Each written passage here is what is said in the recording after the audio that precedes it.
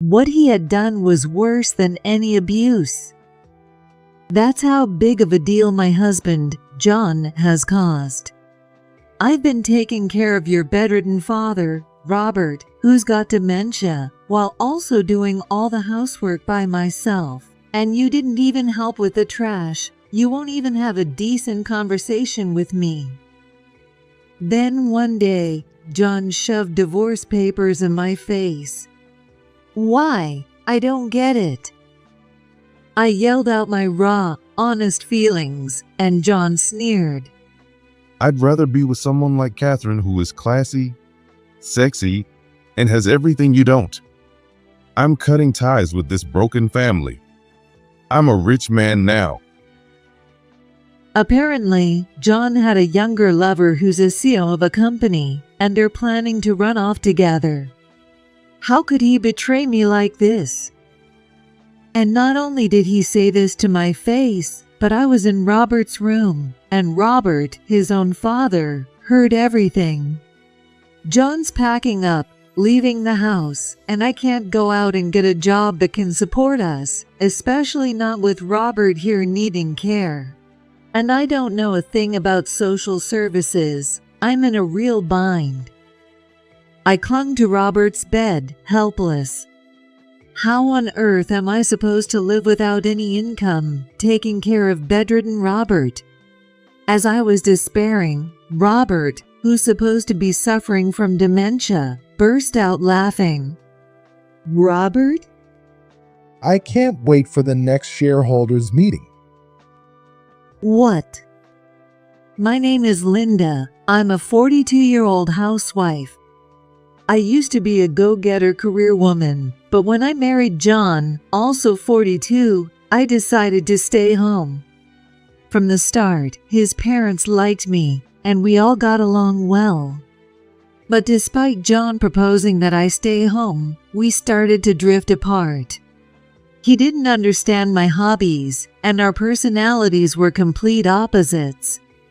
I couldn't figure out why, but naturally, John and I grew distant. I had known John was having an affair even when his parents were still alive. What is this? John's phone is filled with women's names. If his parents found out about this. I kept it from his parents, but after his mother passed away. Robert was already bedridden with dementia, and the house was filled with caregiving supplies. Within a few days of the death of my mother-in-law, who loved me so much, John spoke up. At the time, I was by Robert's side. I'm going to live with my lover, so let's get divorced. I'm cutting ties with this broken family. I'm rich now. What about Robert? Are you just going to leave him like this? Do you really want to be with your lover that badly? He is your own father. Shut up. Catherine's got way more classy and sexy than you. You're nothing but a poor, tacky woman with a sharp tongue and no real skills. I should have never married you. You tricked me into this. And now look, what a disappointment. You're just an old hag now. I should have married Catherine from the start. I just got the order wrong. Besides, caregiving is women's work, right? Why don't you just stay here and look after Dad since you don't have a home to go back to anymore? Well, go on. Have a little bonding time with Dad while I'm off living my best life. I chased after John as he packed his things. He was stuffing clothes and work tools into his suitcase. He was completely set on leaving. That's when I lost it. Are you out of your mind, saying all that where Robert can hear you? He's the one who raised you. How can you toss him aside so easily, like an old candy wrapper? Don't you have any shame? You're worse than a dog. What do you care? You're boring and we never agree on anything. And your gardening hobby? Total waste of money? I wanted to travel, but you said no because Mom was sick? You ganged up on me with Dad back then. The whole thing's just been a mistake from the start. I'm marrying Catherine. Gotta go meet her parents too. So yeah, I'm leaving and I'm not coming back. Here's the divorce papers. I've already got my part filled out. Not like Dad's got any inheritance anyway. So good luck with him. And with that, John walked out. I was in shock, frozen by how cruel his words were. I went back to Robert's room. Tears I couldn't hold back poured out, and I collapsed, clinging to Robert's bed. My life was ruined by a man like that. He's the kind of guy who doesn't feed the fish once he's caught them. He said all the right things when he proposed, but once we were living together, I became nothing but a nuisance. What has my life even been? It's unbearable. Robert was silent. He's got dementia now. I don't know what to do from here. Then suddenly, Robert started laughing again, louder this time. His laughter was so out of place, I jumped away from his bed. Robert? I can't wait for the next shareholders meeting. What do you mean? There shouldn't be a company anymore. Before Robert developed dementia, he used to run a small manufacturing business. But as far as I know, he's no longer the president. At first, I thought Robert was just rambling. But then, Robert gave me some instructions, and I peeked inside his dresser. Following his directions, I opened a drawer and moved some things aside. That's when I found a business card. Robert, there's a business card here. Who is this person? An old friend of yours? For anything regarding that idiot, you should consult with this man. I'm not totally senile yet. The name on the card read, George Murphy. I've never seen anyone by that name come to the house. I quickly reached out to this George fellow. As I clumsily explained the situation, George abruptly said and hung up. I'll be over to your house right away.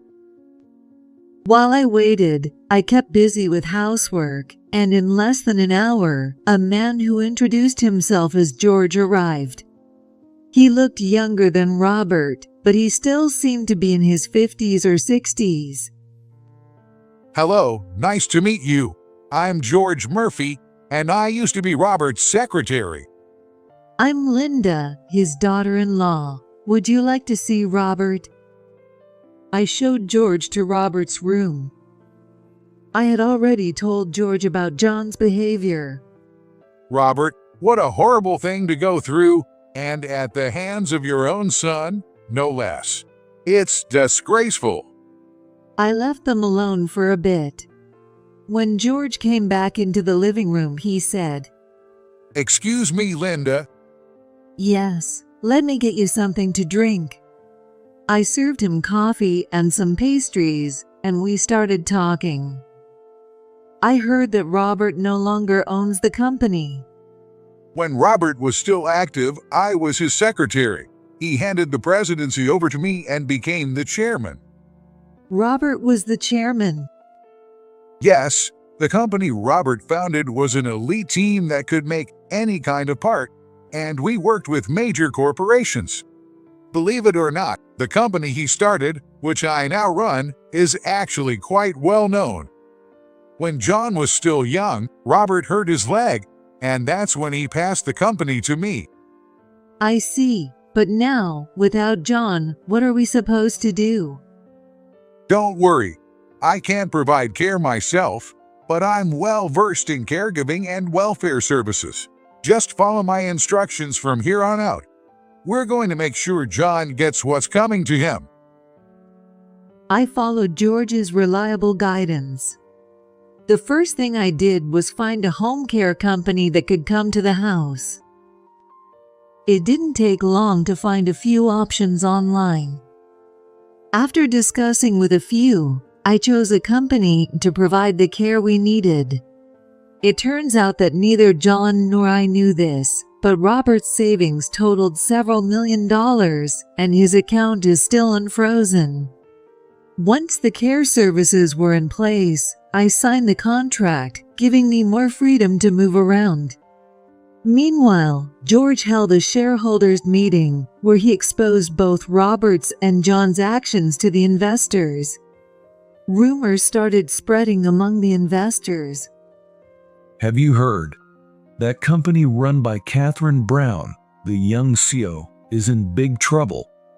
She ran off with Robert's son, didn't she? I don't want to invest in a company like that. I'm not interested in holding any of their stuff. Honestly, that company is done. I can't stand places like that. George explained that investors are very sensitive to gossip. Hearing the rumors, investors began selling off stock from Catherine's company. Her reputation as a young CEO took a massive hit. Just as George had planned, Catherine started running into financial trouble. On top of the affair, the company's reputation plummeted, and after a resolution to remove her as CEO, the board sued her for massive damages. Her company eventually went bankrupt, and she was forced to file for personal bankruptcy. One day, while the home care worker was here, John showed up at the house with a woman who seemed to be his mistress. Hey, you did something, didn't you? Catherine's company is gone, and she's in serious trouble because of you, you coward. John suddenly started shouting, but I didn't flinch. I replied calmly, giving him a cold stare. Yelling at the door, "Don't forget the neighbors can see you. Why don't you come inside if you want to talk, or do you want me to call the cops after you finish yelling?" I asked the home care worker to look after Robert and led John and the woman, who I assumed was Catherine, into the living room. I didn't offer them anything to drink, and the three of us sat at the table. So, you're just leaving Dad, huh? After everything you've said, you're just going to leave him like that?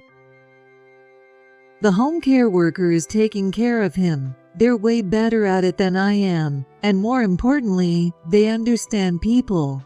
So, what do you want? Didn't you say you were cutting all ties with us? You did something to Catherine's company, didn't you? Excuse me? What are you talking about? The young woman sitting next to John must be Catherine Brown. She glared at me, but I wasn't intimidated. Catherine is a brilliant businesswoman. She made 2 or even 3 times my salary, and everything was going great. Then her company got hit by bad rumors. The board filed for damages. Her employees bailed on her, and she ended up bankrupt. You had to have done something. You've always resented us because we were doing well, so you must have secretly worked to destroy her company. That's some imagination you've got there. I didn't do anything. What power does a stay-at-home wife like me have? You're just lashing out at me because you're upset. And by the way, I've already filed the divorce papers, so we're strangers now. Why don't you take your little girlfriend and leave, get any job, and pay off that debt you owe? If you can't, then I guess you'll just have to get used to being poor. What did you just say? Oh, John, now you're worried about your dad?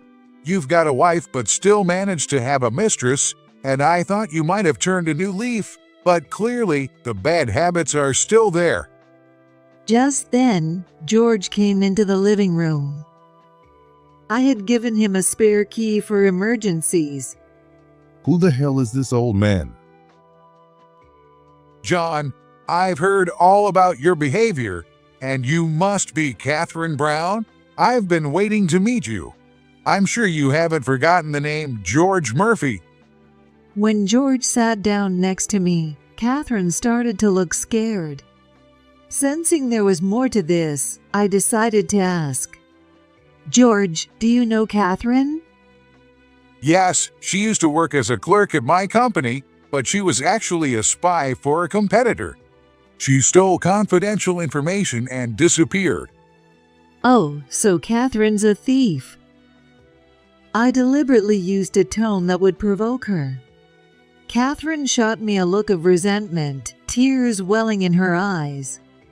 You should be grateful I didn't file a police report, Catherine Brown. Now, John, this is my first time meeting you, but I've heard plenty from your dad. You caused a lot of trouble for your parents when you were a kid and never showed them any respect. Aren't you ashamed of yourself as a man? Who the hell is this guy? And you, Linda? Are you into old men now? Watch your mouth. George's sharp rebuke had an impact like no other. Even I flinched a little. You threw away a wonderful wife for a younger woman, and you're not ashamed? And you abandoned your parents. I heard you didn't even show up to your mom's funeral because you were at the casino. Oh, right. I forgot to introduce myself. I used to be your dad's secretary. Now, I'm the president of his company. My dad's company? That's a lie. That company's been gone for years. Don't try to fool me. My dad told me himself. He doesn't have company anymore. That's because your dad didn't want to hand the company over to you. You caused so much trouble in school and got arrested a bunch of times, and he didn't want such a person to succeed his company. I totally understand how your dad, Robert, felt. A man who abandons a loyal wife or a mistress isn't fit to be president of anything. What did you say? Oh, and I brought these for you too to sign. First, this one. What is it? A pledge. And then this one. What the? A claim for damages. Why are we being sued for damages? We're the victims here. It's her fault. This woman did something to ruin Catherine's company. I'm the one who brought down your company. Linda had nothing to do with it. Or do you just want to blame everything on her? By the way, your employees said Catherine ran the company like a tyrant. If you missed one day, you'd get 3 days pay docked, even if it was for the flu. When they quit, they had to sign a contract not to talk about the company. Your former company is known for things like that. People normally report it, but most just avoid dealing with your toxic business. It's basically a toxic workplace, right? Catherine lowered her head. Seeing that she didn't deny it, it was clear that it was true. I was shocked by how exploitative Catherine's company was. I'd never heard of a place like that. The amount for the damages has been formally estimated by our corporate attorney. There's no padding, and it's not going to be reduced. But we don't have any income anymore. John, aren't you working? Did you quit your job? No. I quit to help Catherine with her company. But then the company started going downhill. So, you quit your job, right? That was your decision. You'll still need to pay the damages. What right do you have to say that? You're not a lawyer. Stop acting like you're so high and mighty. Who do you think you are? Are you trying to insult my company's attorney, John? Since when did you get so important? Now you're going to sign this pledge as well. It's a promise that you'll pay the damages as an adult. You're not a kid anymore, so I'm sure you understand what this means, right, John? Screw this, Catherine. Let's get out of here. We don't need to be here. Yeah.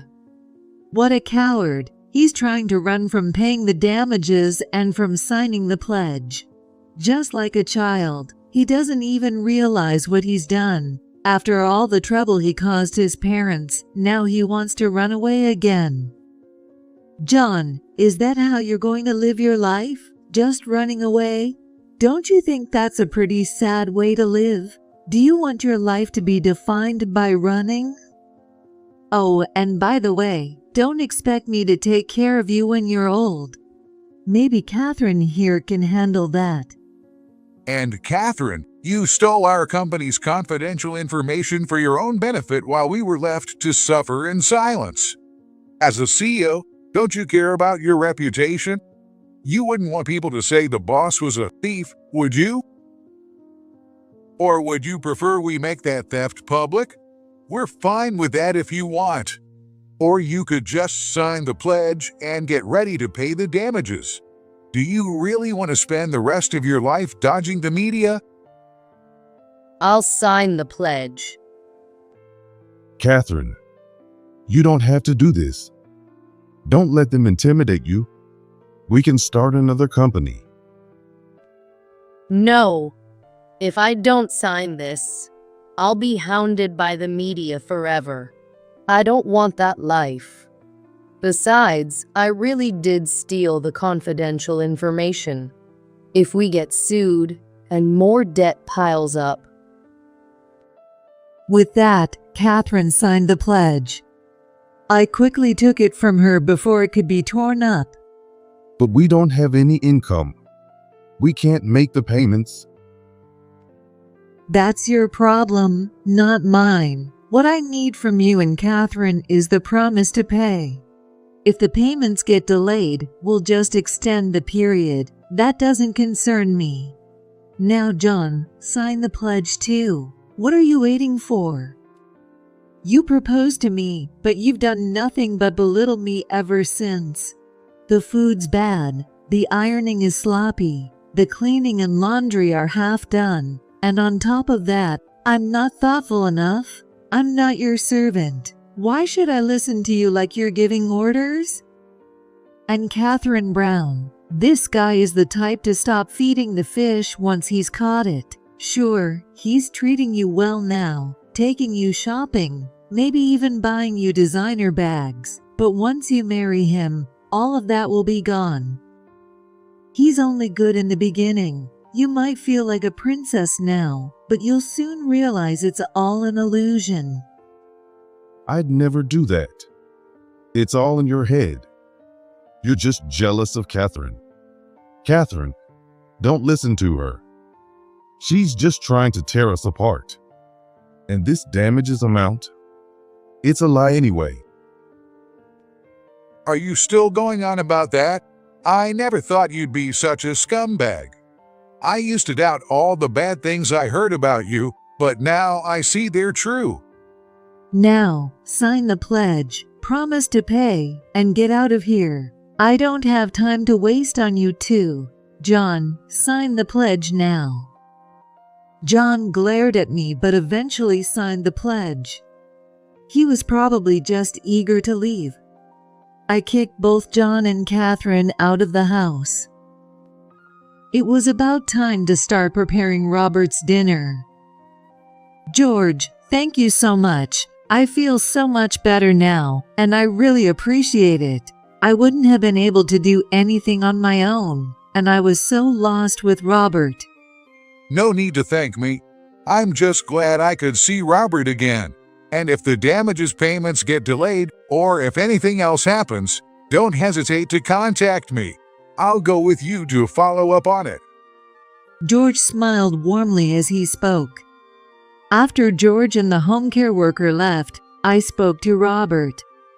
Thanks to George, we'll be getting the damages. Thank you, Robert, for introducing me to him.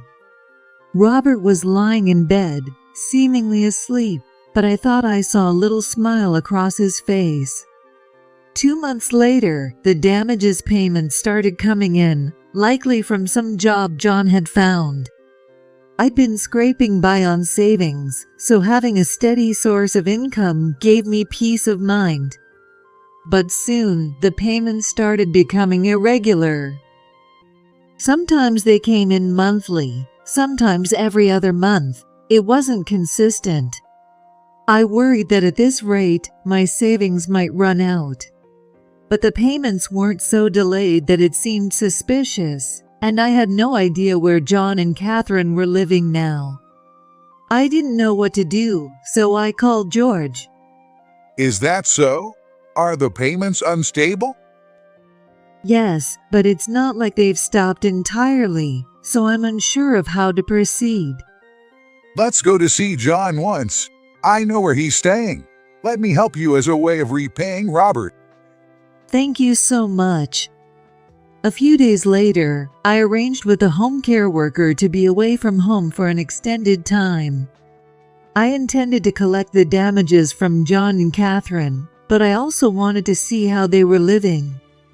They were staying in a run-down apartment that looked like a disaster zone. After explaining the situation to the landlord and getting her permission to enter, we found no one home. However, the place was piled high with trash, like a complete hoarder's house.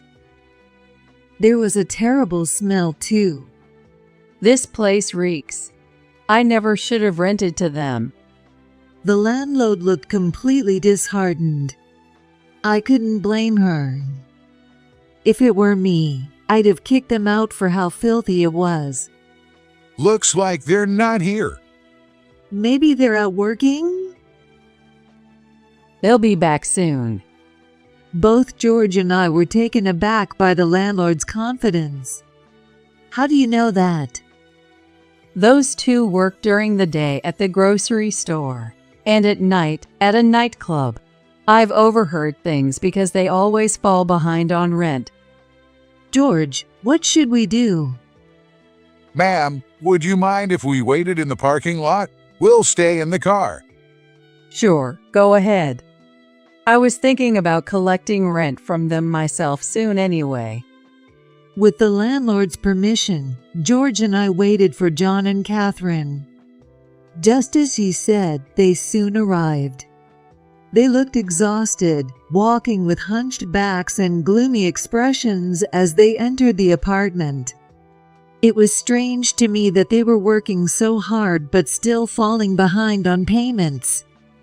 George and I went straight to John's place. We knocked on the door.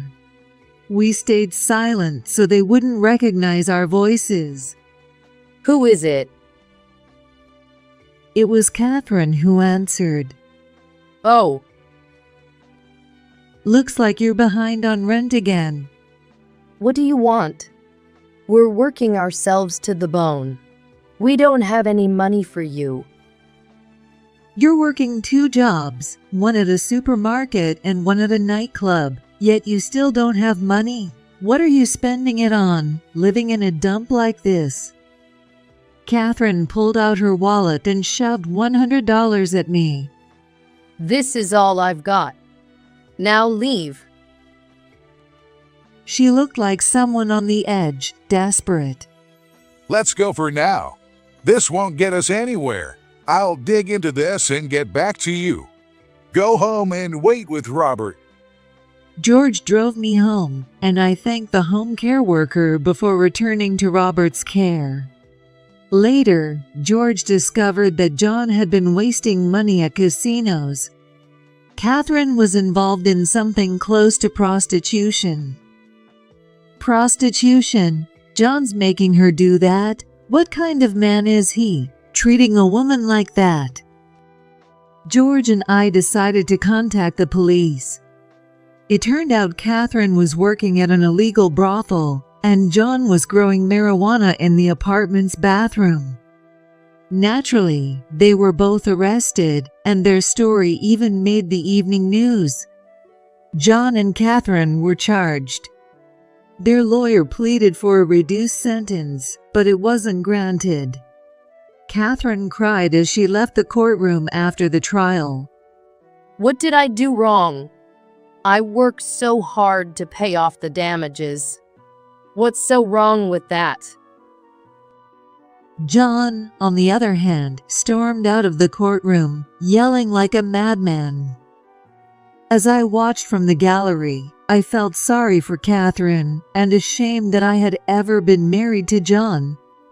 I wouldn't be receiving the damages after all, but with George's help, I managed to get my life back on track. Please let me repay the kindness Robert showed me. He always treated me so well. Back when not everyone could go to college, I started working straight out of high school. Robert was always kind to me, even though I was just a kid.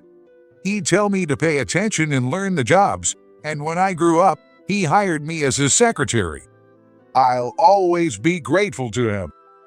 I think Robert would be pleased. Really, thank you. Robert and I lived modestly and quietly, without any luxury. 2 months later, Robert passed away peacefully in his sleep. He died while I was away for just a moment, using the bathroom. I held a small funeral and prayed with George. Robert was so kind to me. He was a truly good man. My mother-in-law was the same. That's wonderful. It's a blessing, though I'm sure he was pained by how his son turned out. Robert often said that his son was a disappointment. Yes, John really was a disappointment. Robert didn't deserve that. George and I talked like that. Even in death, Robert's presence was strong, and without him, the family home felt eerily quiet. Before she passed away, my mother-in-law secretly changed the house title to my name, so I was able to stay and live in a place filled with memories. I went to visit John and Catherine once. John's mental state had deteriorated, so I couldn't see him. When I saw Catherine, she had no trace of elegance left, even though she was in her 30s. She looked like an old woman. Her hair was streaked with gray, and her skin was in terrible condition. You were right. When I tried to speak, Catherine started sobbing. John's exactly what you said. Once we got married, his whole personality changed, and I worked like a slave. You were right all along. I had no response, and that was the end of the visit. Later, I inherited Robert's estate, but since it was a large sum of money, I no longer needed George's financial support. The paperwork for the inheritance taxes was a headache, but now I'm living peacefully. John and Catherine are still in prison. I never asked about their prison terms because I was not interested in them. Catherine, though still young, was likely tormented by John. It's a sad story. She founded a publicly traded company, but ended up in prison. John probably had a gambling addiction. I hope he's trying to get better now, but I've heard that gambling addiction is incredibly difficult to overcome once it's that severe. At one point, before he proposed, he seemed like a normal guy. But as soon as we got married, we couldn't agree on anything. He may never get out of prison. But now, I'm finally free. I miss my in-laws, but not having to deal with John is a huge relief. I have enough money to live modestly without worrying about food. But I like having something to do, so I've taken a part-time job as a cashier. And just like that, I found happiness.